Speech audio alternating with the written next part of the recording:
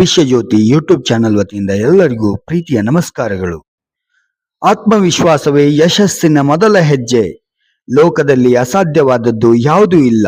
ನಿಮ್ಮ ಮೇಲೆ ನಿಮಗೆ ನಂಬಿಕೆ ಇದ್ದರೆ ನೀವು ಯಾವುದೇ ಗುರಿಯನ್ನು ಬೇಗ ತಲುಪಬಹುದು. ನನ್ನಿಂದ ಸಾಧ್ಯವಿಲ್ಲ ಎನ್ನುವುದಕ್ಕಿಂತ ನನ್ನಿಂದಲೇ ಸಾಧ್ಯ ಎಂಬ ಛಲವನ್ನ ಬೆಳೆಸಿಕೊಳ್ಳಿ. ಸೋಲಿಗೆ ಹೆದರಬೇಡಿ. ಸೋಲು ಎಂಬುದು ಅಂತ್ಯವಲ್ಲ, ಅದು ಗೆಲುವಿನ ಮೊದಲ ಪಾಠ. ಅದು ಗೆಲುವಿನ ಹಾದಿಯಲ್ಲಿ ಸಿಗುವಂತಹ ಮೊದಲ ಹೆಜ್ಜೆ.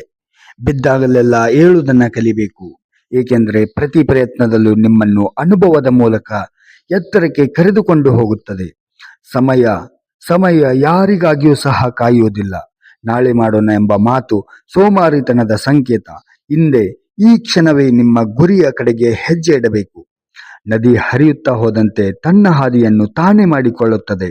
ಹಾಗೆಯೇ ನಿಮ್ಮ ಪರಿಶ್ರಮ ನಿರಂತರವಾಗಿದ್ದರೆ ಕಲ್ಲುಗಳಂತಹ, ಬಂಡೆಗಲ್ಲುಗಳಂತಹ ಕಷ್ಟಗಳು ಸಹ ಕರಗಿ ಹೋಗುತ್ತವೆ.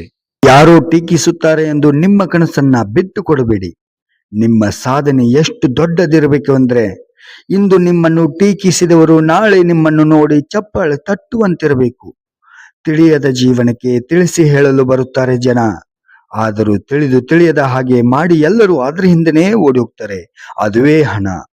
ಹಣ ಮನುಷ್ಯನಿಗೆ ಎಷ್ಟು ಹುಚ್ಚಂದ್ರೆ ಅತಿಯಾದ ಹುಚ್ಚು. ಆದರೆ ಹಣ ಇಲ್ಲದೆ ಈ ಪ್ರಪಂಚದಲ್ಲಿ ಸಾಯೋದಕ್ಕೆ ವಿಷವೂ ಕೂಡ ಸಹ ಸಿಗೋದಿಲ್ಲ ಅನ್ನೋದು ಅಷ್ಟೇ ಸತ್ಯ. ಖಾಲಿಯಾಗಿರುವಂತಹ ಕಿಸೆ, ಹಸಿದಿರುವಂತಹ ಹೊಟ್ಟೆ ನಿನಗೆ ಕಲಿಸುವಷ್ಟು ಪಾಠ ಈ ಪ್ರಪಂಚದಲ್ಲಿ ಯಾರು ಕಲಿಸುವುದಿಲ್ಲ.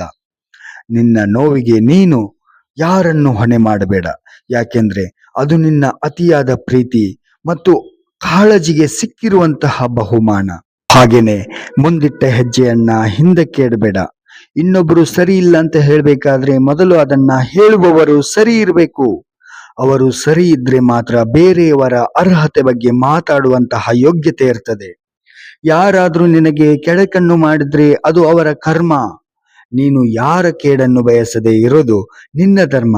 ಕೆಲವೊಮ್ಮೆ ಒಂದೇ ಹಾಡನ್ನು 100 ಬಾರಿ ಕೇಳ್ತೀಯ, ಗೊಣಗ್ತೀಯ, ಏಕೆಂದ್ರೆ ಆ ಹಾಡಲ್ಲಿ ಬರುವಂತಹ ಕೆಲವು ಸಾಲುಗಳು ನಿನ್ನ ಮನಸ್ಸಿನಲ್ಲಿರುವ ಹಲವಾರು ಸುಖ ದುಃಖಗಳಿಗೆ ಹೋಲಿಕೆಯಾಗುವಂತಹದ್ದು ಇರುತ್ತದೆ. ಬೇರೆಯವರ ತಪ್ಪು ಹುಡುಕೋದ್ರಲ್ಲಿ ಅತಿ ಹೆಚ್ಚು ಮಾಡುವ ಇಂತಹ ಜನ ತಾವು ತಪ್ಪು ಮಾಡಿದಾಗ ಅವರೇ ಮುಂದೆ ಬಂದು ತಮ್ಮ ತಪ್ಪುಗಳನ್ನ ಮುಚ್ಚಿಕೊಳ್ತಾರೆ. ಈ ಪ್ರಪಂಚದಲ್ಲಿ ನೀನು ಗೆದ್ದಾಗ ಖುಷಿ ಪಡುವವರಿಗಿಂತ ನೀನು ಸೋತಾಗ ಖುಷಿ ಪಡುವವರೇ ಹೆಚ್ಚು ಜನ ಆಗಿರ್ತಾರೆ. ಅವರಿಗೆ ನಿನ್ನ ಗೆಲುವಿನ ಮೂಲಕ ಉತ್ತರ ಕೊಡಬೇಕು. ನೀನು ಹೋದ ಕಡೆ ನಿನಗೆ ಮರ್ಯಾದೆ ಕೊಡ್ಲಿಲ್ಲ ಅಂತ ಹೇಳುವುದನ್ನ ನೀನು ಬಿಡಬೇಕು. ಯಾಕೆಂತಂದ್ರೆ ಮರ್ಯಾದೆ ಇಲ್ಲದ ಕಡೆ ನೀನು ಹೋಗಿದ್ದು ನೀನು ಮಾಡಿದ ಅತಿ ದೊಡ್ಡ ತಪ್ಪು. ಒಬ್ಬ ಯಶಸ್ಸಿನ ವ್ಯಕ್ತಿಯ ಹಿಂದೆ ಒಂದು ನೋವು ತುಂಬಿದ ಕತೆ ಇರ್ತದೆ ಅಂತೆ.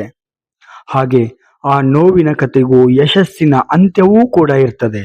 ಆದ್ದರಿಂದ ನೋವನ್ನ ತುಂಬು ಹೃದಯದಿಂದ ಸ್ವೀಕರಿಸಬೇಕು. ಹಾಗೇನೆ ಯಶಸ್ಸಿನ ಕಡೆ ಹೆಜ್ಜೆ ಇಡಬೇಕು.